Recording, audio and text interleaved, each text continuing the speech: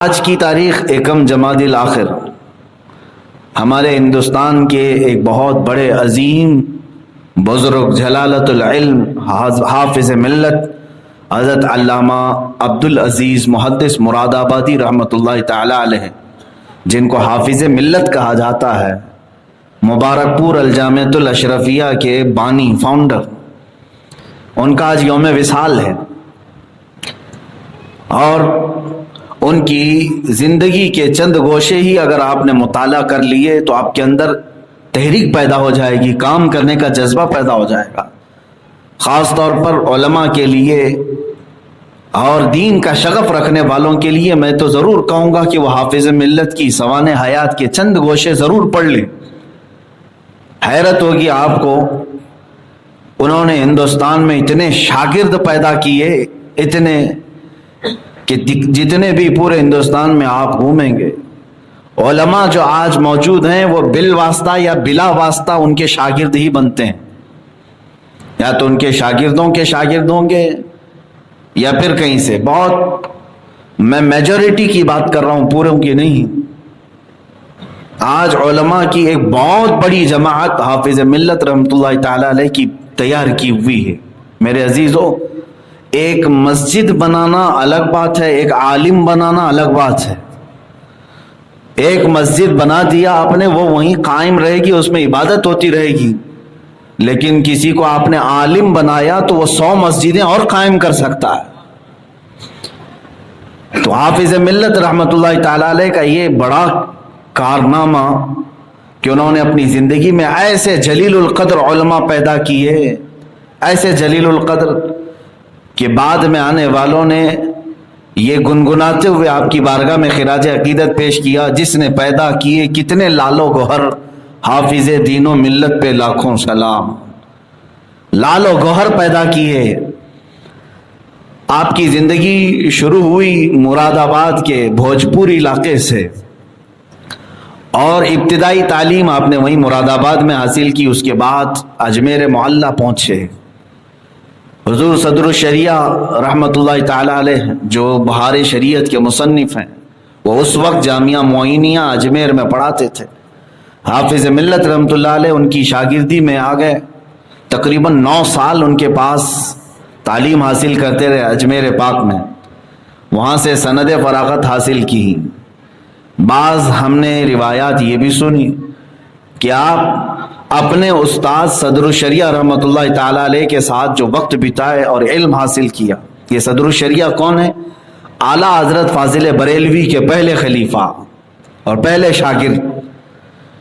صدر الشریعہ رحمۃ اللہ علیہ کے ایک خاص شاگرد حافظ ملت ہیں۔ حافظ ملت رحمۃ اللہ تعالی علیہ قرآن سے اتنا شغف رکھتے تھے، اتنا شغف رکھتے تھے۔ مبارک پور اعظم گڑھ کا ایک علاقہ ہے، یو پی کے ہیں، شاید ہو سکتا ہے کچھ لوگوں نے دیکھا ہوگا، نہیں تو سنا تو ضرور ہوگا۔ اعظم گڑھ کے اس مبارک پور کے علاقے میں آپ نے جو جامعہ اشرفیہ بنایا ہے، میں سمجھتا ہوں وہ ہندوستان کے تاج محل سے بھی بڑا ہے۔ تاج محل تو دیکھنے کی ایک جگہ بن گئی، لیکن یہ الجامعۃ الاشرفیہ صرف پکنک پوائنٹ نہیں ہے، بلکہ وہاں کی ہواؤں میں بھی علم ہے۔ علم اس قدر عام ہے، الحمدللہ اس فقیر کو بھی وہاں 2 سال پڑھنے کا شرف حاصل ہے۔ میں نے بھی اپنے حفظ کی فراغت اسی جامعہ اشرفیہ سے حاصل کی۔ مبارک پور جو قصبہ ہے، وہاں سے لے کر یہ الجامعۃ الاشرفیہ جو مدرسہ ہے، 1 کلومیٹر یا 1.5 کلومیٹر کا فاصلہ ہوگا۔ آپ اپنے گھر سے پیدل چلتے تھے اور مدرسے آنے تک ایک پارہ قرآن پاک ختم کر لیتے، واپس جاتے تھے تو پیدل چلتے ہوئے قرآن پاک کا ایک پارہ ختم کرتے تھے۔ قرآن کی تلاوت اتنی کثرت سے فرماتے تھے کہ دن میں 13 جماعتوں کو پڑھاتے تھے، 13 کتابیں پڑھاتے تھے۔ یہ معمولی بات نہیں ہے کہ تقریباً 10 گھنٹے اپنے آپ کے بیزی رکھنا طلبہ میں، اور پھر رات کے وقت جلسوں میں، مناظروں میں آپ نے وہاں مبارک پور میں ایک ایسے علم کے قلعے کی بنیاد رکھی جس کی شاخیں آج پوری دنیا میں پھیلی ہوئی، امریکہ میں، یو کے میں، فرانس میں، جہاں پر بھی جائیں آپ اس جامعہ اشرفیہ سے فارغ ہونے والے عالم دین کو مصباحی کہا جاتا ہے۔ مصباحی علماء پوری دنیا کے ہر خطے میں آپ کو مل جائیں گے۔ یہ حافظ ملت کا کارنامہ تھا، اپنی مختصر زندگی میں آپ نے اتنا بڑا کارنامہ کیا۔ اور میں جو بات عرض کرنے جا رہا ہوں وہ یہ ہے، پڑھانے کا شغف الگ، تقریریں الگ، تبلیغ الگ، یہ سب ہونے کے باوجود قرآن پاک کی تلاوت اس قدر کرتے تھے، اللہ اکبر۔ ان کے شاگرد ہیں، آج بھی موجود ہیں، محدث کبیر علامہ ضیاء المصطفیٰ صاحب قبلہ، جو اس وقت ہندوستان کے سب سے بڑے محدث ہیں، جس کو سب سے زیادہ حدیثیں یاد ہوں اس کو محدث کہتے ہیں۔ وہ حافظ ملت کے شاگرد ہیں۔ وہ خود فرماتے ہیں کہ میں نے اپنے استاد حافظ ملت سے یہ سنا کہ میرے والد نے اپنی زندگی میں 1,00,000 ختم قرآن کیے تھے، اور میں چاہتا ہوں کہ اپنے والد کے برابر ختم قرآن کر لوں۔ اور ان کے شاگرد علامہ ضیاء المصطفیٰ صاحب فرماتے ہیں مجھے اندازہ ہے کہ حافظ ملت رحمۃ اللہ علیہ نے 1,00,000 سے بھی زیادہ ختم قرآن کر لیے۔ قرآن کی تلاوت میں اس قدر آپ مشغول رہتے تھے کہ 2 کتابیں پڑھانے کے بیچ میں اگر 5 منٹ یا 7 منٹ وقفہ مل جائے اس وقت بھی آپ قرآن کی تلاوت میں لگا دیتے تھے۔ جس نے اپنی زندگی کا ایک لمحہ بھی ضائع نہیں کیا۔ 84 سال کی عمر ہو رہی تھی آپ کی انتقال کے وقت، 84 ایئرس۔